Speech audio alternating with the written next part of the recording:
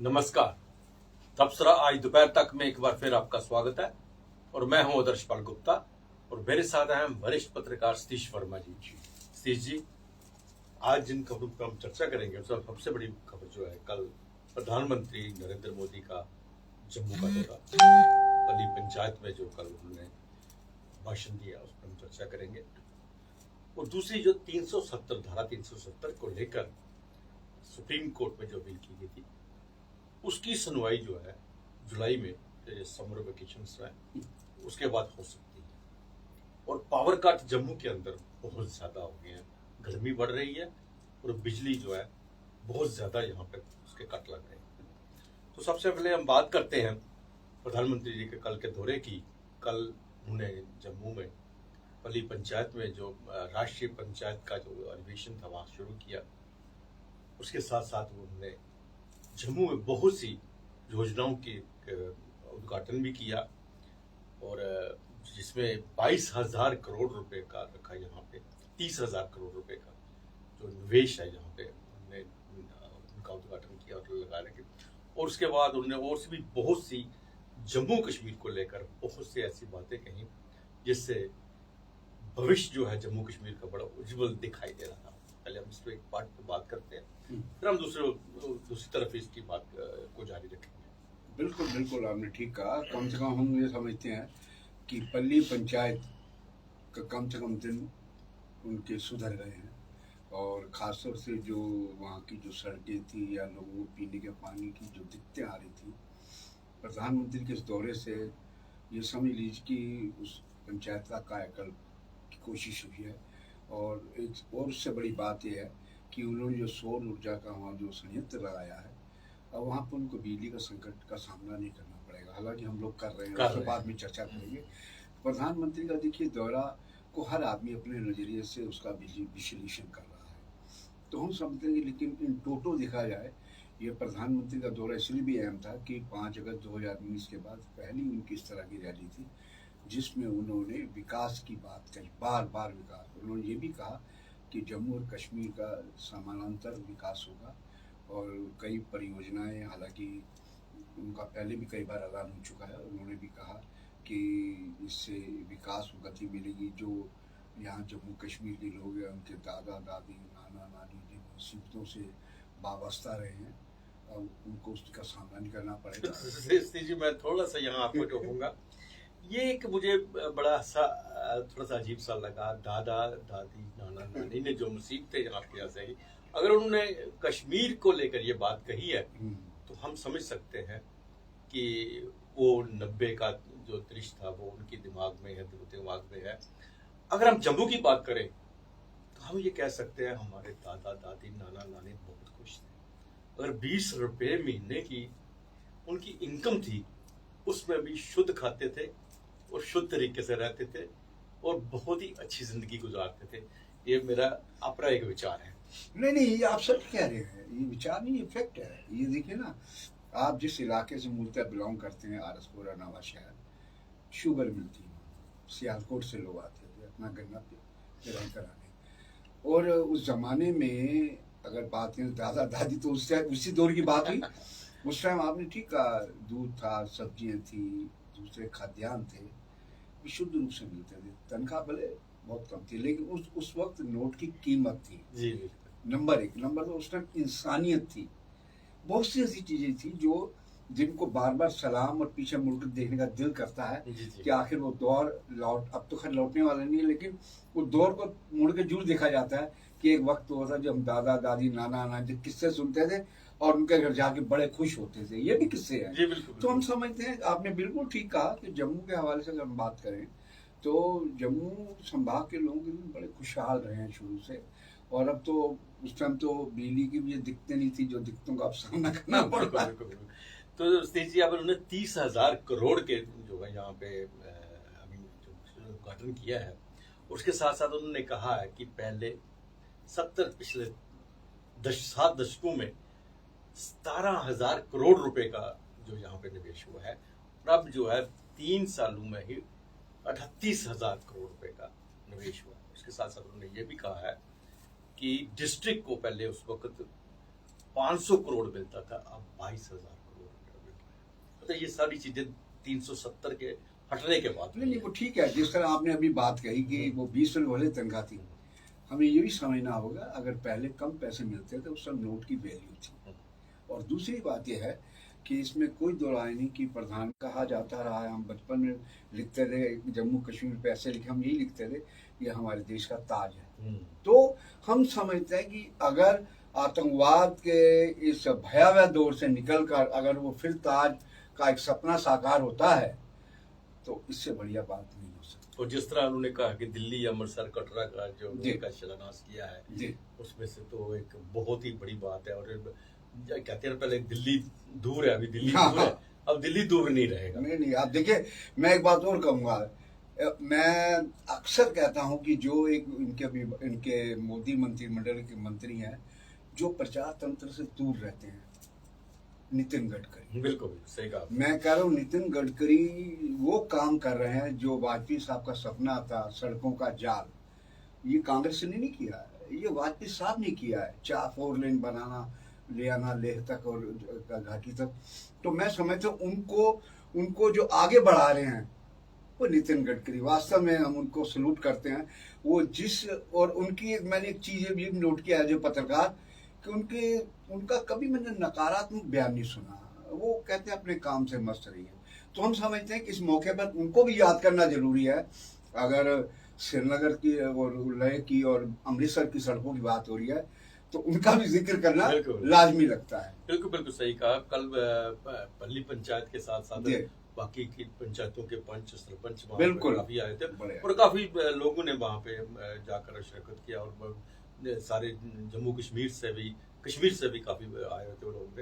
और एक कुल मिला के हम कहें कि एक बहुत अच्छी यादगार रैली क्या है। तो एक सरकारी ये समारोह था, लेकिन हम कह सकते हैं कि इसको एक अच्छी नहीं आप बिल्कुल ठीक कह रहे हैं। हम देखिए राजनीतिक सोच में फर्क आ सकता है, लेकिन अगर रैली की बात करें ये जबरदस्त कामयाब रैली थी बिल्कुल प्रधानमंत्री की। और हम समझते हैं ऐसे उमस के मौसम में, गर्मी के मौसम में जब बिजली कट लग रहे हो और कई घंटे इंतजार करना पड़ता है, और अगर प्रधानमंत्री की रैली में फिर भी इतने भारी तादाद में लोग जुटते हैं तो ये तो हम कहेंगे कि प्रधानमंत्री का अभी भी जलवा है, अभी भी क्रेज है, अभी भी जादू है। लेकिन ये है इस जादू को प्रदेश भाजपा कितना बना पाती है, ये सबसे बड़ा सवाल है। बात ये है आज भी प्रदेश के हमारे प्रेसिडेंट रविंद्र रैना ने प्रेस कॉन्फ्रेंस की जी, वो गुणगान किया प्रधानमंत्री का। वो ना भी करे तो भी लोगों ने किया, बिल्कुल सुना देखा। जम्मू के हर चैनल पोर्टल चला रहे थे, नेशनल चैनल चला रहे थे, सबने देखा, सबने सराहा। आपने गुणगान तो कर दिया, लेकिन जब प्रश्न पूछे गए आपसे आप उठ कर भाग गए, क्योंकि आप में दम नहीं है, आपके जवाब देने के बाद आपके पास सवालों का जवाब नहीं है। उन चीजों को लेके जम्मू की जनता जो है आप लोगों से परेशान है। ये ठीक है, जिस तरह से इस वक्त आम आदमी की तरफ भीड़ चल रही थी, बिल्कुल उसको लेकर इस रैली का एक प्रभाव जो है थोड़ा सा बूस्ट जो है भारतीय जनता पार्टी को मिलेगा। लेकिन अगर इनके ऊपर जाए, वही बात हम बार बार कहते हैं, कब तक मोदी के कंधे पे सवार होकर चलते रहोगे। बिल्कुल देखिए, अब देखिए मोदी की कल जो रैली हुई है, हर चैनल पीपी न्यूज लाइन भी लाइव दिखा रहा था, ठीक है ना, हर यूट्यूब चैनल दिखाया। और हम फिर कहेंगे कि ये जबरदस्त कामयाब रैली रही मोदी की। और उस दौर में खासतौर से जब 370 और 35 से टूटी हो और यूटी बन गई हो, जबकि लोगों के मन में बड़ी टीस है, वो चाहे कश्मीर के लोग या जम्मू के लोग, दोनों के मन में बड़ी टीस है कि हमारे कद को काटा गया है, इसलिए कि आज आम आदमी की सुनवाई नहीं है ब्यूरोक्रेसी के चलते। लेकिन बात करें इनकी रविंद्र रैना साहब की, जो अध्यक्ष हैं, इनके बयान हमेशा ऐसे आते हैं। इनको ये समझना चाहिए कि चुनाव कोई कल नहीं होने जा रहे, चुनाव में 3 से 4 महीने, ये भी हो सकता है कि 24 तक ना शिफ्ट हो जाए। भाई साहब, मोदी साहब कब तक आएंगे आपकी मदद के लिए? आप कुछ करेंगे या नहीं करेंगे? आप केवल पाकिस्तान को कोसेंगे या फिर नरेंद्र भाई, दामोदर भाई मोदी बोलते रहेंगे? अरे भाई, आप काम करिए, लोगों के बीच जाइए। लोगों की इतनी मुश्किलात हैं, लोगों के पास महंगाई, बेरोजगारी, ये तमाम मुद्दे हैं, खाने को पैसा नहीं है, लोग हैंड टू माउथ हो रहे हैं, उस विषय में तो आप बात नहीं करते। बिल्कुल ये चीज आपने बिल्कुल सही कहा। लेकिन जब हम दूसरी तरफ बात करते हैं, कुछ जम्मू में कुछ उम्मीदें और भी थी प्रधानमंत्री जी से। जी। उनसे सबसे बड़ी उम्मीद थी कि वो हमारे स्टेटहुड का, राज्य का दर्जा की घोषणा करेंगे, उसके बारे में बिल्कुल बोलेंगे। बिल्कुल उन्होंने उसके बारे में कुछ नहीं बोला। बिल्कुल। दूसरी उनसे उम्मीद थी कि ये चुनावों के बारे में शायद इशारा करेंगे हाँ। चुनावों को, लेकिन चुनावों के बारे में भी उन्होंने कोई बात नहीं की। और इसके बाद जो हमारे जो डेली वेजर्स हैं वो सारे बैठे हुए हैं, जो प्रोटेस्ट रोज कर रहे हैं, वो भी यही उम्मीदें लगा के बैठे हुए थे, प्रधानमंत्री जी आ रहे हैं, हमें कुछ मिलेगा। दो चीजें सामने हैं। यहाँ तो ये है कि यहाँ की जो लोकल जो इनकी इकाई है, जो पार्टी की लीडरशिप है, वो प्रधानमंत्री तक इनकी बातें नहीं पहुंचा रही, या इनकी जरूरत ही नहीं पड़ती उनसे बात करने की। वो सिर्फ गुणगान कर सकते हैं, बात नहीं कर सकते। सिवाय हमारे डॉक्टर जितेंद्र सिंह के, इनकी किसी के भी पास इतना नहीं है वो प्रधानमंत्री से बात करते। इसलिए जम्मू के बारे में इस बात को लेकर निराशा एक सामने आई है कि भारतीय जनता पार्टी ने वो जो पिक्चर जम्मू की थी, जो नौजवानों की पिक्चर थी, जो बेरोजगारों की पिक्चर थी, बिजली कट की बात करते हैं, ये सब चीजों की पिक्चर थी, वो प्रधानमंत्री से बात नहीं की उन्होंने।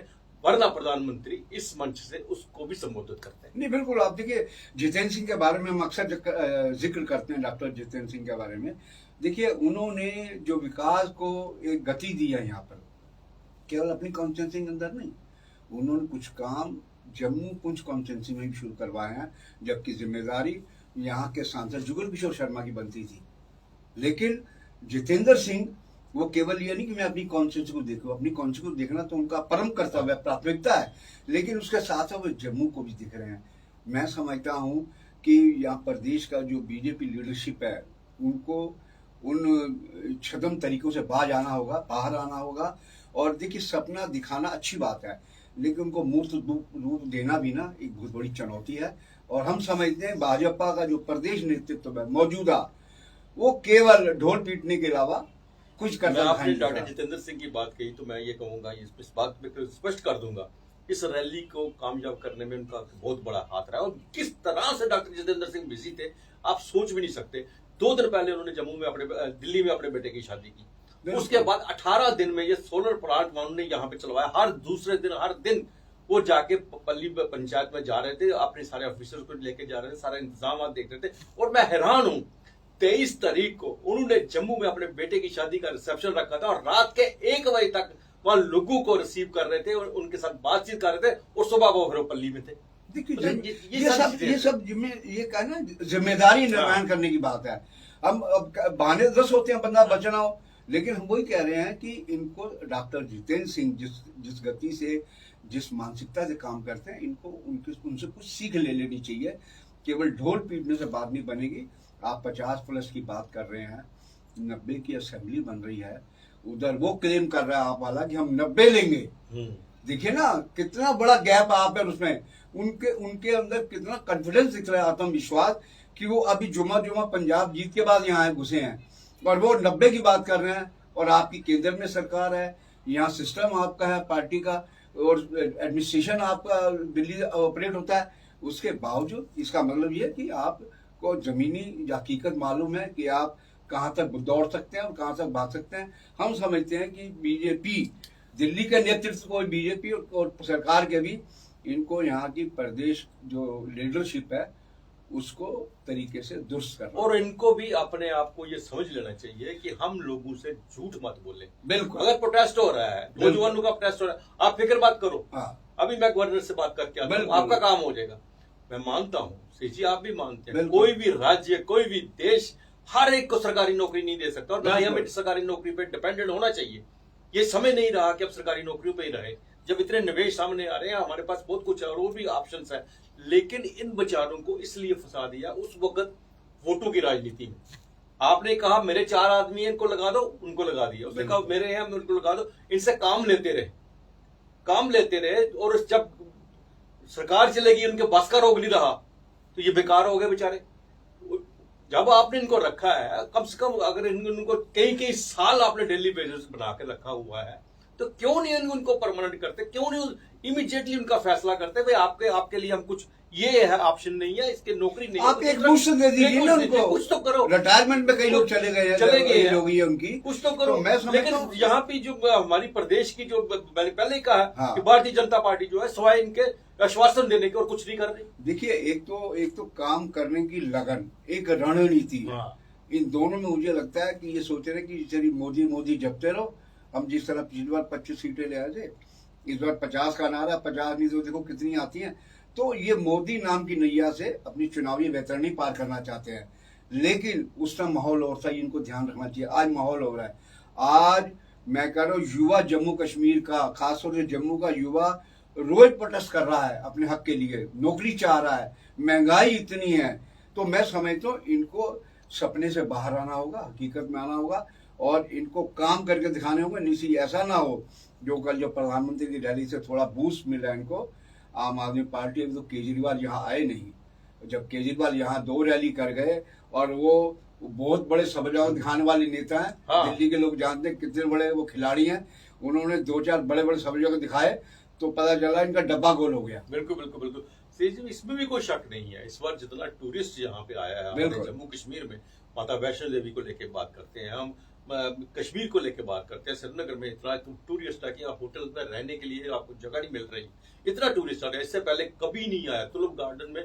1 महीने में जितना वहां पे विजिटर गया है लाखों के हिसाब से, इससे पहले कभी नहीं गया। इस वक्त कश्मीर के अंदर टूरिस्ट जा रहा है और मैं आपको बताता हूँ, मैं खुद देख के आया हूँ, आम कश्मीरी वहां पे बहुत खुश है कि हमारा टूरिस्ट आ रहा है, हमारी रोजी रोटी चल रही है। वो खुद बोलते हैं जब हमारे पास जब रोजी रोटी नहीं होती हम भी मजबूर होते रहते हैं 500 रुपए लेके पत्थर फेंकने के लिए, हमारे पास भी काफी होती। नहीं, आपने ठीक कहा, आप पीछे लगा कर आए, आपने डल झील और तमाम इलाके देखे, घूमे हैं, खुद देखा, लोगों से बात किया आपने, उन्होंने अपनी पीड़ा बताई आपको कि हमारी मजबूरी है पत्थर चलाना जब हमको काम नहीं मिलेगा। और हम इस स्थितियों के लिए हम बार बार अपने सुरक्षा बलों को सैल्यूट करेंगे, ये उनकी देन है।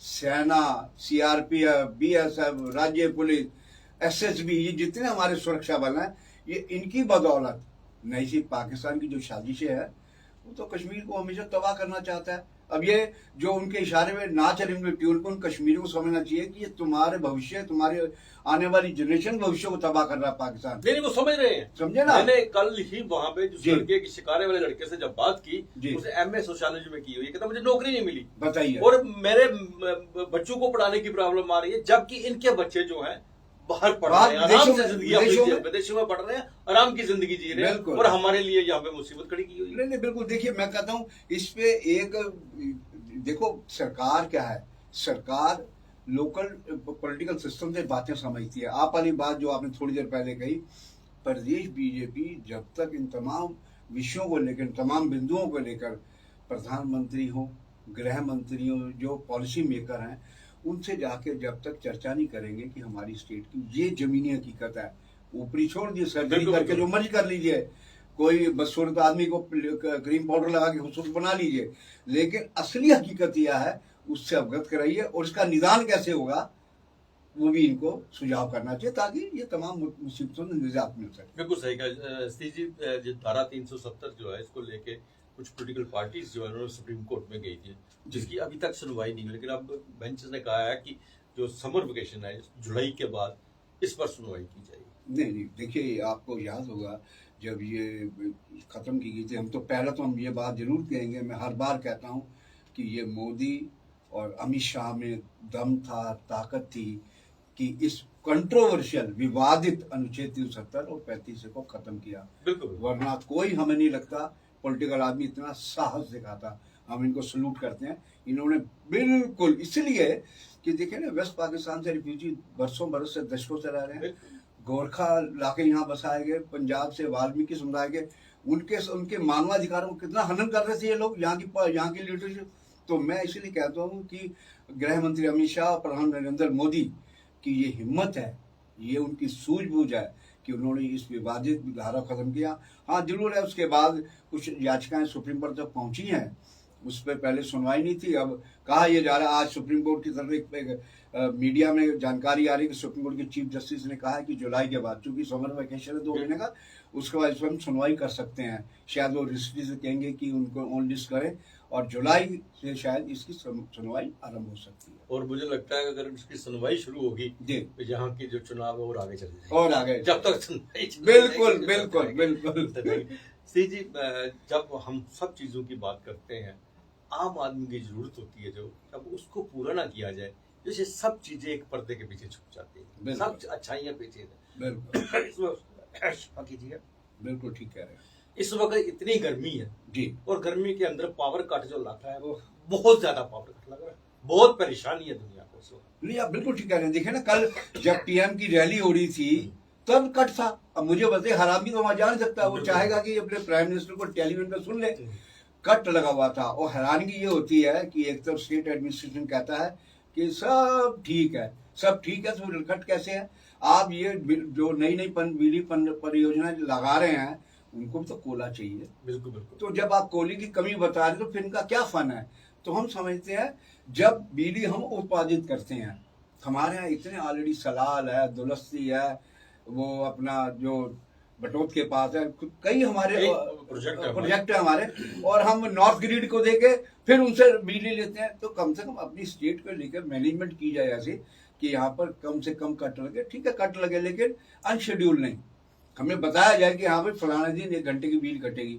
अब आदमी बैठा है, खाना खाने की कोशिश कर रहा है, लाइट चलेगी, पंखा बंद हो गया, आदमी परेशान हो गया। तो हम समझते हैं कि इसको और प्रशासन को, शासन को, लेफ्टिनेंट गवर्नर साहब को लाजमी तौर पर प्राथमिकता पर ध्यान देना चाहिए। अभी तो वो वाली गर्मी आई जिसमें कहा जाता है कि लू होती है, उमस होती है, जो चिपचिपाहट होती है। अभी तो गर्मी से पहले आपके अनशेड्यूल कट इतने हो गए कि आदमी, बच्चे पढ़ने वाले वो कहाँ जाके पढ़ेंगे?